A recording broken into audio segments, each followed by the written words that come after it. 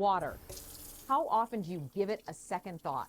For thousands of Iowa neighbors, it's no longer something they can take for granted. I'm Southwest Iowa neighborhood reporter Katrina Markle, and for months now, I've been covering water safety and water quality in Iowa.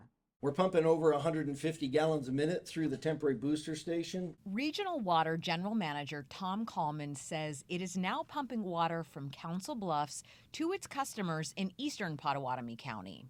That doesn't mean, though, everything's back to normal. Most of the calls in the last couple of weeks that we got were from people who were asking if they could fill their pools for the 4th of July. And I was the Grinch who basically stole Independence Day because I told them no. But regional water customers aren't the only Iowans facing water supply and quality problems. Just nitrate in our water has been increasing for about 40 years now. Lower water levels in the Raccoon and Des Moines rivers meant higher nitrates in the central Iowa water supply. A health risk, says Des Moines University professor Jason Semprini. It's concerning when we start to see consistent evidence showing that there is no safe level of nitrates for pregnant women in their drinking water. And that's why Atlantic farmers Denise O'Brien and Larry Harris are teaching neighbors to test the waterways, which ultimately filter into our drinking water systems.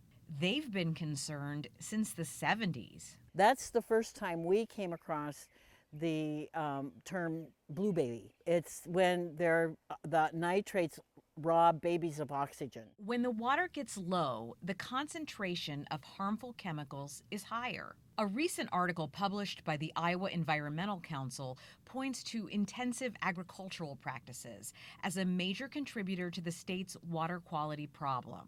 It's always in the back of your mind. In the meantime, Coleman says if water levels continue to be good, he hopes Avoca area customers will have fewer restrictions in the near future. At the Pottawatomie County Courthouse, I'm your neighborhood reporter, Katrina Markle.